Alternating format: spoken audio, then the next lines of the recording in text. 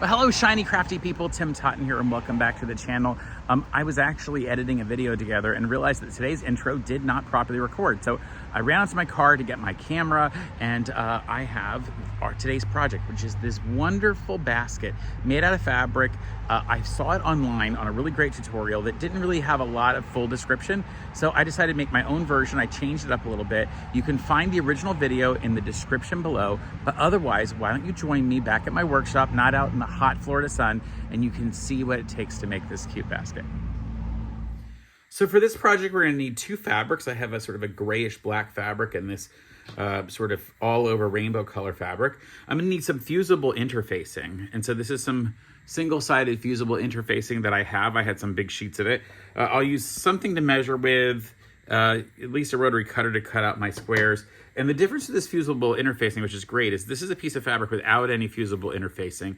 And this is a piece of fabric that does have that interfacing in it. And it's just more resilient. This doesn't pop back, this does. So it's gonna make it thicker and a little heavier for a bowl. Let's go ahead and get started here. I'm gonna go ahead and put the fusible interfacing on these two pieces and then come right back. So you'll notice that I've already applied the interfacing to the back of this one, but I need to apply it to the back of the grayish black fabric. So, and in fact, I don't have enough large piece at 13 by 13 to do it. So I'm going to piece it together. I know that seems a little bit strange, but it's actually gonna work out okay. This stuff is fine as long as I give it a little bit of a tiniest bit of overlap. And remember, the edges here, we're actually not going to completely, when we stitch it, a lot of these edges aren't gonna be used anyway. Now you'll wanna follow the directions that are on your package of interfacing. Make sure you follow whatever the directions are. In fact, I don't have the directions for these anymore, but I've used this interfacing so many times that I'm not at all worried about it. I have it at a really high setting. I'm not pressing my steam button, even though there is a little steam coming out. I'm just using, usually they say a dry iron to do this with. And then you're sort of putting it over for a number of, seconds at each time. It's beeping at me. I don't know why this machine, I don't love this iron, frankly. I don't want to say who made it because I don't want to disparage their name. I have a different iron I love better, but this is the one that we're using right now in the workshop. So it's the one that I'm going to say that I can use for this. It's fine. So again, I've got all of that going on. And this is to give a lot of stability to our fabric. So that piece is done. The next one I'm gonna overlap. Now remember, there are two sides of interfacing. There's a flat side, and then this side has a little bit of a shine to it. I don't know if you can see it in the camera real well, but the shine is going to be the part that's where all this, and you can feel it. It's got a different texture. It's crunchier on the back. Now you may have interfacing that is two-sided. That actually is something you should look at. Sometimes it's called under or double-sided fusing. Now you'll see, if you look closely, you can see a little bit of the overlap, and that's what I want. I'm gonna overlap it. Now the only reality is I cut it very close to the size of the fabric below it, because I don't actually want to adhere this interfacing to the ironing board, although it is sort of a non-stick heat reflective ironing fabric underneath, so I'm not as worried about it. So once I've done that and I've given it its pressing to really hold it in, I can go back to the next steps. Okay, all of that feels like it's held down, so let's go. So now that I've got these two together, I can actually put them face to face, and you can either clip or pin this if you want. What I want to make sure I do is I stop in one particular area and leave it open so I can come back and sew it down later. So what I'm going to do is I'm just going to mark a section on this edge that I won't turn, that I won't stitch across, so that I can stitch everything else and come back and turn it in between there. And if you need to, you can clip all along here, you can pin it, whatever makes the most sense. I've cut these the exact same size, so it's not gonna be a problem for me to go stitch all of these. So let's go over to the sewing machine and do that. So here at the machine, I'm gonna come and use about a 1/4 inch seam allowance to do this. And I'm going to make sure that I don't stitch on that area that I said I was going to turn. So I'm going to sew to the corner, leaving about 1/4 inch so I can turn the entire thing like this and keep stitching all the way down. Now, because these are the same size pieces of fabric and they've been stabilized, it should stay pretty much in square. I shouldn't have to worry too much about it as I go along and stitch it. And you can use as big of a seam allowance as you want, just stay consistent. You want this to be square when you're done.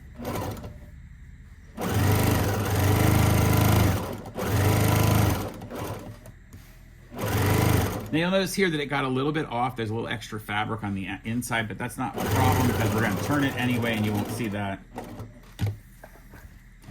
And then come back to the center. And again, I'm going to back stitch here because I'm going to be turning all this fabric inside out and I want to make sure that I back stitch it. So I've gotten that done.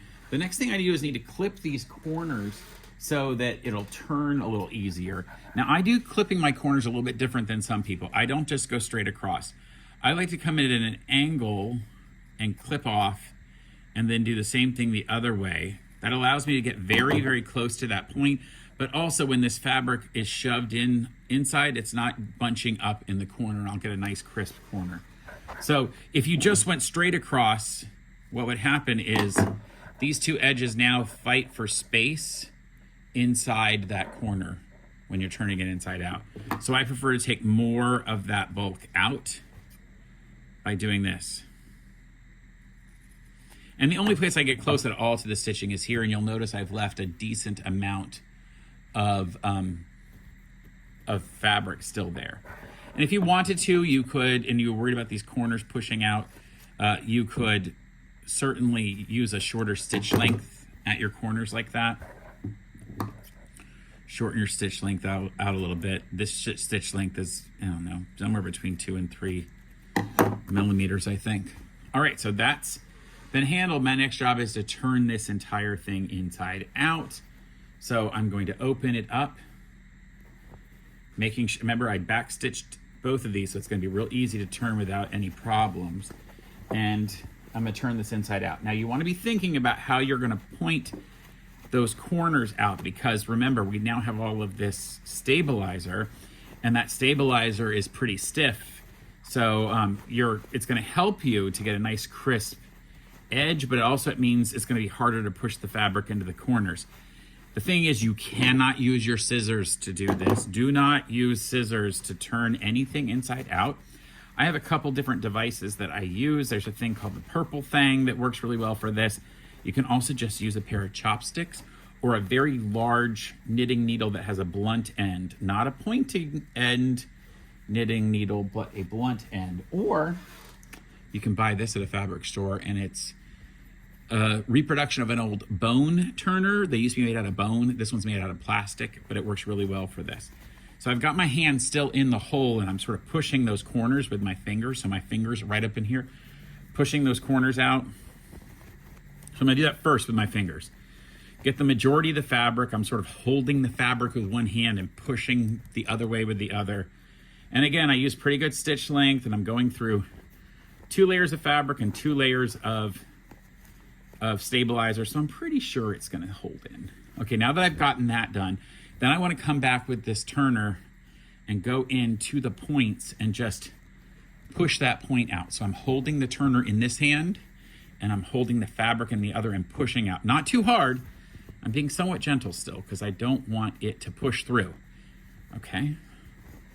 But it's gonna give me some nice points there. See how nice those points are? All right, one more point. Ooh, looks good. Now we're gonna go to the iron and flatten this out real well and get it ready to stitch.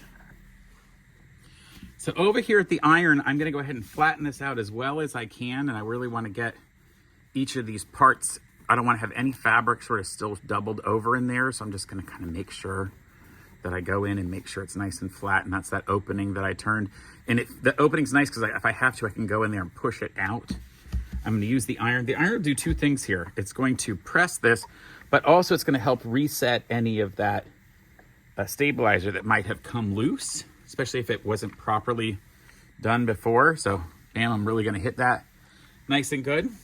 And when we get to this edge where we fold it over, we can then use the iron to set the rest of that seam ends, because I'm going to then top stitch this completely.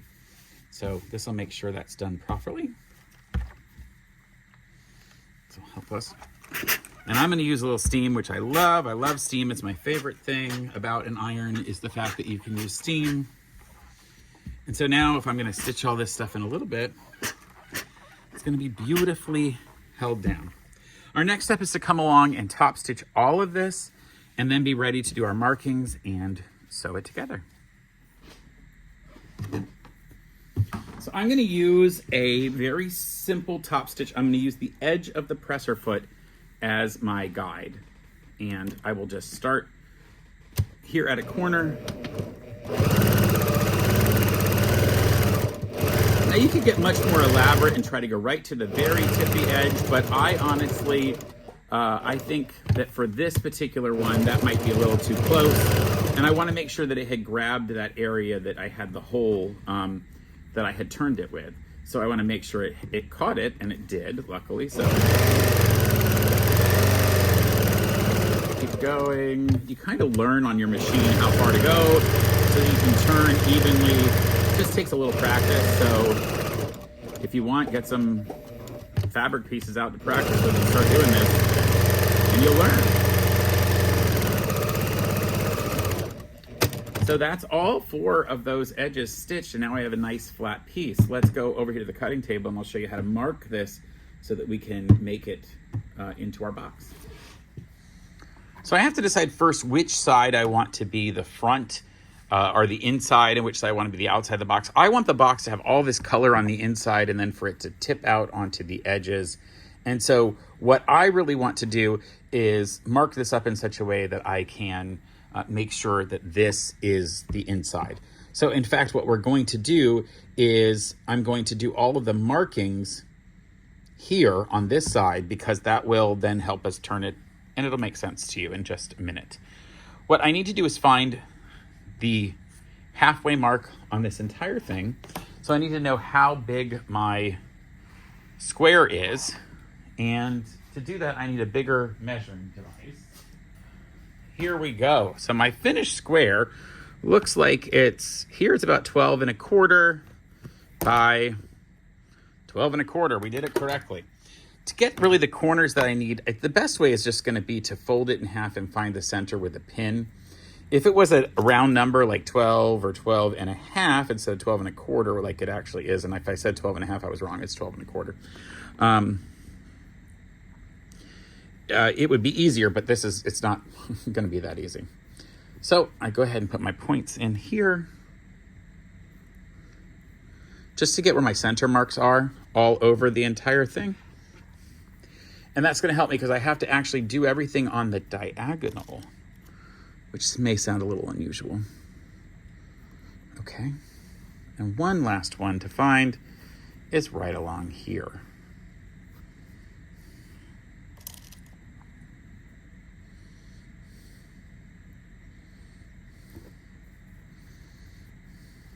Okay, so I have those. What I need to do is mark, there's a diagonal here. This will actually be the box. Each corner, each edge of the box, the top edges are going to be these areas because these will then fold down. So I have to figure out where that is going to be.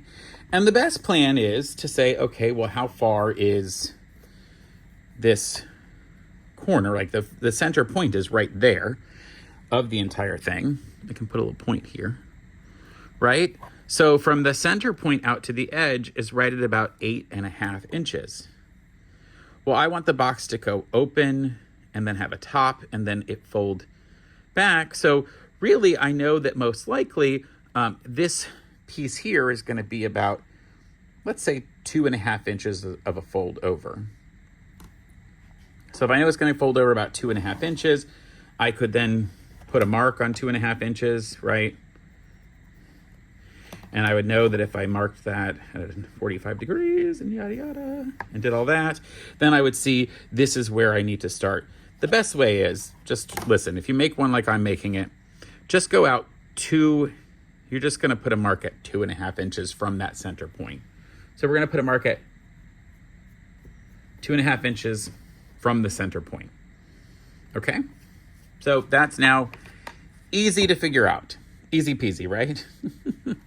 So we're gonna do that on all 4 sides. We're gonna do a mark at 2.5 inches from the center. In fact, I can just take my pin and now transfer it there if I want to, but I did make a mark with my chalk pencil. And we again come out 2.5 inches from there. And I'll move my pin. Same thing. Spin it around, go 2.5 inches. I'm moving my pin. And 2.5 inches.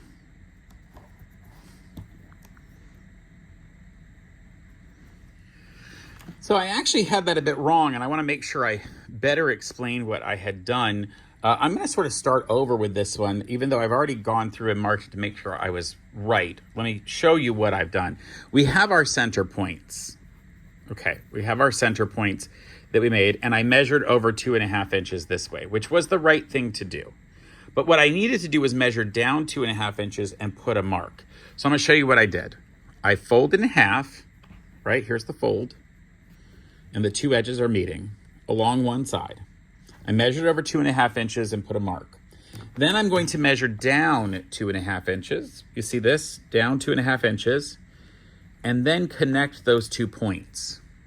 So I do that. I'm going to use a darker pen because I'm going to sew this through with black thread. So now I have my stitch through that. And then you just go through and do the same thing. So I can flip the entire thing over. Remember, we want to do on opposite sides. And I have that pin now going through this fabric here. That was at 2.5 inches from center. And then I'm going to measure down 2.5 inches and put a mark again. And you'll see I've already done that on there. So I would come in, mark down 2.5 inches, put a mark, turn it, and connect the 2. Then I can fold the entire thing the opposite direction and then do the same thing. Go from the pin, 2.5, from the pin down to 2.5. So that when I sew this stitch, it now opens up and my sides become the folds that I want them to. All right, let's go to the sewing machine. So I've got my piece folded in half, and I'm going to start at this pin where I have a line drawn at 45 degrees. I'm going to take the pin out now, and I'm going to make sure I back stitch because I really want that to be secure. And I just stitch straight down to the bottom and back stitch at the bottom. And that puts my first fold in. And I'm just gonna, while I'm here, trim my threads. Makes it easier to do. And I'm gonna flip it over to the other side, and I have on the opposite end, see on this end I've already sewn, and on this end I'm gonna sew. And I will take out the pin, because of course I don't need the pin, now that I know where it's going. And I'm gonna back stitch at the top and the bottom.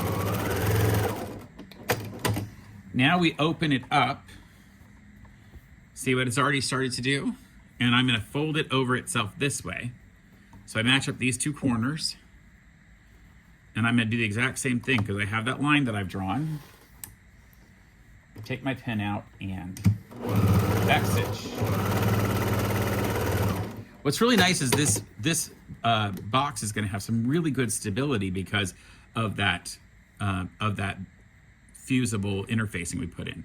So I have my last 2 pieces to go together here. So I'll just match them up just like this. And it helps that I'd already kind of folded it in half already. So now I have the pin there. I will take the pin out and I'm gonna stitch just from where that pin was all the way off the bottom. Again, just double check my threads. Oh, they're all trimmed. So what I get now here is, when I open it, I have a box. Well, a very unusual looking box. And it's really not gonna go this way because this is actually meant to be the inside. So I have a couple options. I can flatten these out, right? Flatten these out so that they're nice and centered. This is actually looks like a bit of origami. And I can just stitch the top here sort of open. And I'm gonna do that because I want these to lay flat. I'm not gonna stitch across here because I actually wanna leave little openings for things. But I don't want it to pop out like this into the box. So I want those to lay flat. So I'm going to flatten it out into my machine. I think you need a different angle to see the best way to make this work. So I'm going to flatten this completely out and make sure that I've got the same amount of fabric going to the left as to the right of that center stitch line. And then I will just stitch along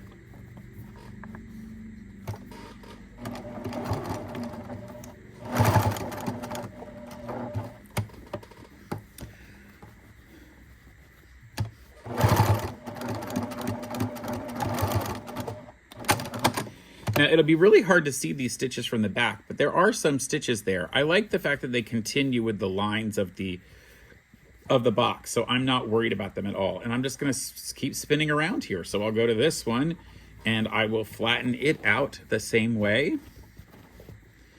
Make sure I've got the right ability to flatten it. Oh, looks so good. So I flattened that out.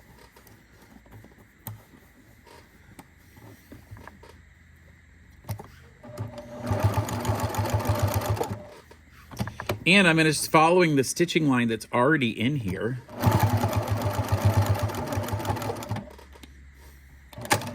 So that made it a lot easier. And you see what it's done is it's created that little pocket, but it doesn't come off too far because it's held into the stitching.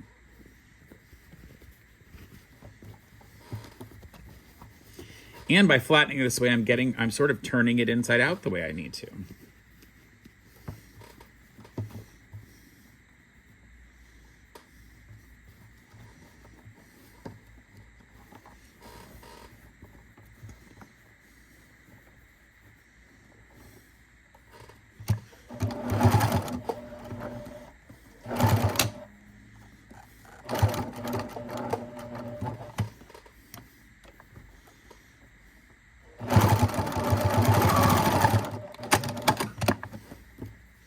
So I'll finish the last one of these, and then I will meet you back at the cutting table to show you the more of it.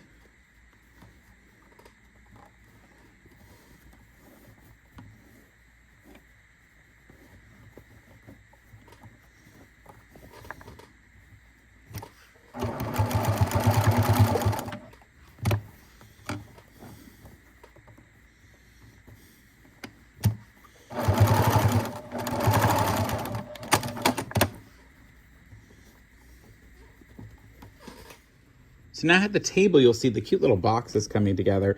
And one of the things we have to look at, maybe it's a basket. One of the things we need to look at is, it's kind of small in my mind right now. It could be, you could start with a much bigger piece. I just happen to have this much fabric. This is what I chose to do.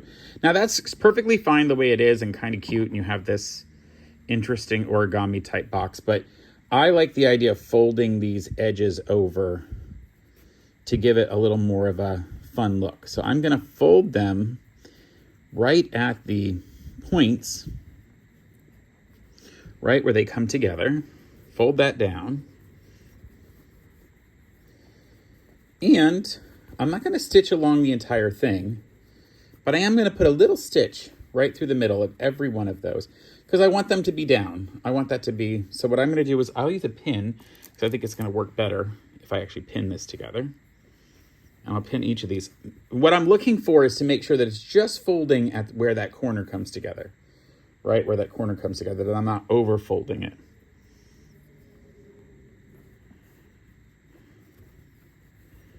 This is actually quite stiff and resilient, but still soft because it's fabric,